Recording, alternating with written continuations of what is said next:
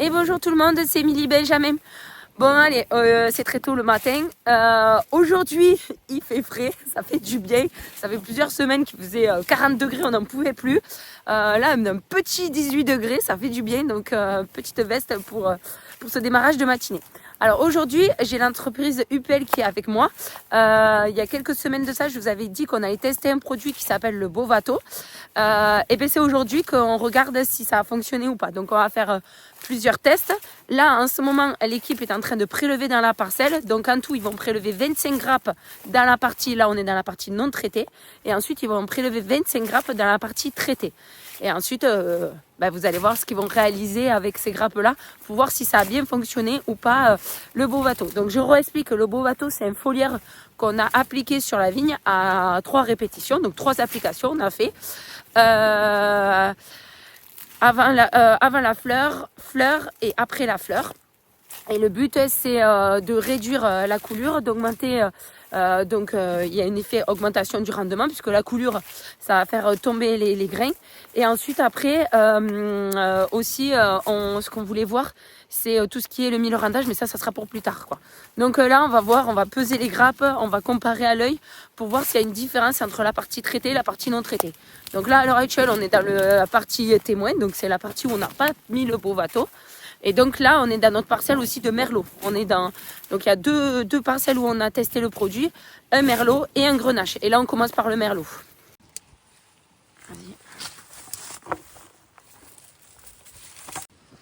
Donc là, ils sont en train de prélever les 25 grappes, donc autant d'un côté que de l'autre, pour pouvoir avoir un prélèvement homogène. Pourquoi tu as mis de la rubalise ? Pour repérer les pieds, au mois de mai, on a repéré les pieds pour sélectionner des pieds qui soient représentatifs et homogènes de la parcelle. Oui, parce que le but c'est que ça soit bien homogène pour qu'on puisse bien contrôler la différence. On compare des choses comparables entre eux. Oui, bien sûr, on est d'accord.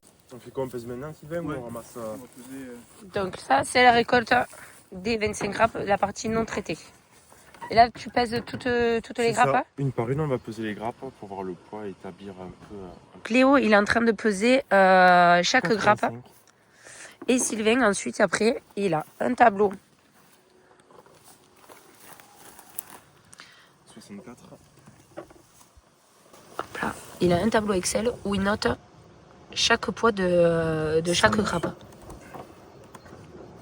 Et ensuite, je suppose que son tableau, il fait tout seul le calcul. 46. Donc, alors là, on en a mis 18. Et là, vous pouvez voir, je vous fais filmer l'écran. Il y a 43, 39, 87, 54, 34, 103, 84. Bon, enfin, bref, vous voyez que c'est quand même relativement hétérogène parce qu'on en a qui font 100 grammes et d'autres où on est à 34, voire 41. Et donc, je demandais à Sylvain tout à l'heure si c'était normal que ça soit autant hétérogène et tu m'as répondu oui, c'est ça ? Oui. Pourquoi ? C'est le climat qui a un impact sur la floraison. Donc normalement, dans la partie traitée, on devrait avoir une homogénéité meilleure. Ok. Alors, donc là, hop là, je vous montre. Il a tout noté. Alors, là, on a un total de 1713 grammes. Ah, on a un gramme, je ne me trompe pas. Hein. La moyenne, on est à 68,52. Donc, on va voir à la suite. Donc là, ils vont prélever dans l'autre parcelle et on va voir ce que ça donne. Alors, aussi, avant qu'ils prélèvent, ils vont poser toutes les grappes qu'ils ont prélevées dans la partie témoin. Donc là, regardez, il y a une magnifique bâche. Donc c'est pour ça qu'on appelle le test de la bâche aussi. Et donc ce qui fait qu'on va positionner toutes les grappes pour qu'on puisse voir aussi visuellement ce que ça donne. Allez, là, ils prélèvent dans la partie traitée.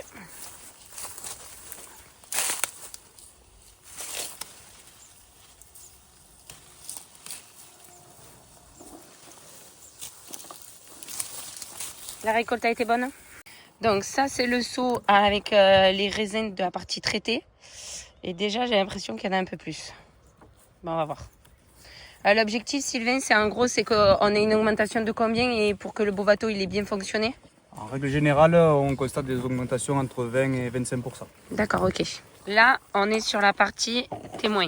D'accord ? Donc, j'espère que ça se verra bien à la caméra. Mais en fait, à peu près, les 3 rangées à peu près, On est à peu près sur du 100, entre 100 grammes et 70 grammes.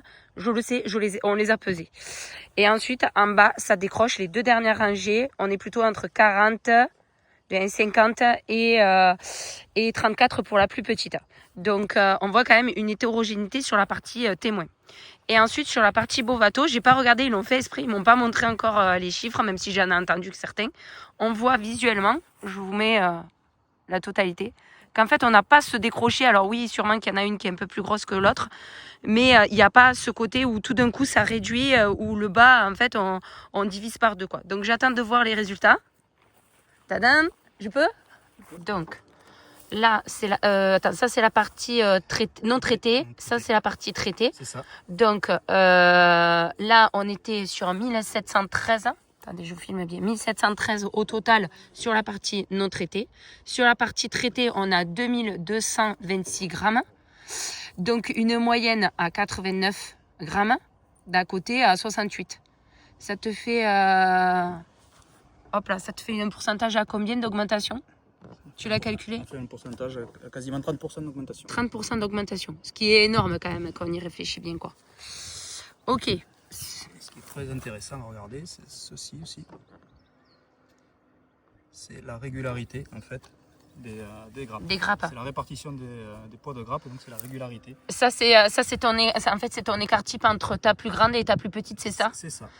Donc là, hop là, on voit bien qu'il y a quand même un grand écart et qu'à côté, quasiment pas, quoi. Donc c'est plutôt pas mal. L'essai est concluant. Ok. Est-ce que tu dois poser autre chose là sur cette partie-là? Tu dois contrôler encore autre chose? Oui, on va contrôler le calibre des baies. Le calibre des baies. Au-delà de sécuriser le rendement, on va aussi sécuriser notre qualité avec des baies beaucoup plus homogènes. Donc là, en gros, tu t'égrènes. C'est ça. Tu vas égrener chaque grappe que vous avez ramassée. C'est ça. Et ensuite, après, si je comprends bien, tu vas y passer là-dedans. La calipose. Ok. C'est technique là. Donc ça, c'est le témoin que l'on va passer à la calipose. Donc en fait, tu as plusieurs étages, c'est ça? C'est ça, il y a plusieurs diamètres différents. Et en fait, le grain s'arrête au moment où en fait... C'est ça. Et donc, c'est quoi tu les as les diamètres ou pas en tête ou pas? Oui, ils sont inscrits sur le matériel. Donc ça démarre à 14 mm pour finir à 6 mm. Ok. Donc là, dans le tableau, on a répertorié le nombre de baies par calibre. Ok. Ce qui nous permet de calculer 2 choses. Donc le nombre moyen de baies par grappe. Donc au témoin, on a 97 baies par grappe en moyenne. Quand dans le traité, on est quasiment à 129 grappes. Ouais. Grammes par grappe. C'est pas mal, quoi. Donc voilà, donc ça valide bien le fait qu'on a sécurisé la floraison au niveau de ta parcelle de merlot. On a plus de raisins sur les grappes. Ouais, d'accord, donc il y a eu moins de coulures. Il y a eu moins de coulures, moins d'accidents de floraison. Et la seconde chose qu'on peut voir, c'est sur le graphique qui est là, c'est la répartition par classe. Et donc on voit qu'on a décalé un petit peu les calibres des baies, qu'on est un petit peu plus en avance sur la partie Bovato par rapport à la partie témoin. La partie Bovato, c'est la partie orange? C'est la partie orange. Ok, d'accord. Donc ça y est, on a fait tous les tests sur cette parcelle-là. Donc vous avez vu, il y a quand même une belle augmentation. Et j'étais en train de discuter avec Sylvain. Il m'expliquait qu'en gros, les 30%, on les gardera pas jusqu'à la récolte, puisque il va se passer aussi beaucoup de choses et qu'on ne sait pas au niveau du climat, etc. et tout. Mais si l'objectif, c'est au moins sur les 30% qu'on en garde la moitié. Donc ça veut dire au moins 15% d'augmentation. Donc ça, on va pouvoir vous le dire dans quelques semaines maintenant, qu'il va falloir être très patient pour cet essai, comme tous les essais en réalité. Donc on verra quand on sera pendant les vendanges. Donc là, on a prévu de dissocier chaque parcelle au moment de la récolte. Donc l'avantage, c'est qu'à la cave coopérative, on pèse chaque vendange, chaque benne qu'on amène, on pèse. Et ensuite, quand on arrivera à la fin du témoin, en tout cas, on espère être presque plein sur la benne. Donc ça partira à la copée. Et ensuite, après, la benne d'après partira. Et nous, on saura au niveau des tickets où c'est qu'on en est. Voilà, ça c'est super important. pour nous, pour voir si effectivement on a eu aussi une augmentation sur cette parcelle-là. À savoir que c'est quand même une parcelle qui est dans les temps, donc c'est des sols profonds, c'est une parcelle qui produit, hein. On est sur quand même une production, on est dans les alentours de 15-16 tonnes hectares en temps normal, donc on verra ce que ça donne cette année aussi, quoi. Voilà. Donc alors là on vient de changer de parcelle, ça y est, changement de paysage, vous avez vu, hop là. Donc là on est dans une parcelle de grenache. Pourquoi aussi on a choisi cette parcelle là, le grenache? Parce que c'est pareil comme le merlot, c'est un cépage qui a tendance à beaucoup couler. Même le grenache c'est encore plus visible que le merlot, pour être honnête. Donc voilà pourquoi on a sélectionné aussi cette parcelle-là. On a fait exprès, on a pris des parcelles qui avaient ces tendances-là de coulure, au lieu de prendre des parcelles où on n'allait rien y voir aussi, quoi. Et puis de toute façon, pour être honnête, quand on utilise ce genre de produit, on va l'utiliser sur des parcelles à problématique. Donc voilà pourquoi on a sélectionné ces parcelles. Allez, c'est parti, refondre tous les tests. Donc là, je vais faire en version plus courte quand même, mais pour que vous voyez au moins les résultats, parce qu'en fait, ils vont faire la même chose. Donc, c'est-à-dire, ils vont peser les grappes, ils vont faire le test de la bâche visuelle et ils vont calibrer. Et donc, je vais vous donner les résultats à chaque étape, quoi. Et là, ils sont en train de prélever. Donc là, on est sur la parcelle de grenache. On a fait pareil le test de la bâche. Donc là, c'est la partie témoin. Donc, on part des plus grosses vers les plus petites. Donc, on voit quand même une différence. Et ensuite, pareil, sur la partie Bovato. Donc, on a aussi ce côté visuel qui est différent. La partie témoin, donc c'est quand même plus aérien. Si vous regardez les grappes, elles sont quand même beaucoup plus aériennes, beaucoup plus clairsemées, on pourrait dire, quoi. Et côté Bovato, vous regardez, là, on a des grappes qui sont beaucoup plus compactes. On sent qu'il y a un peu plus de grains. Donc ça, on va le voir avec la suite. Donc je vais vous montrer maintenant, l'idéal c'est de vous montrer la pesée, vu qu'on les a pesés. Donc je vais vous montrer le tableau. Donc là, on a fait la pesée. Je voulais pas tout filmer pour gagner du temps. Donc là, c'est la partie témoin et la partie Bovato à côté. Et pour voir le résultat ensuite. Donc, sur la partie témoin, ici, on a 1665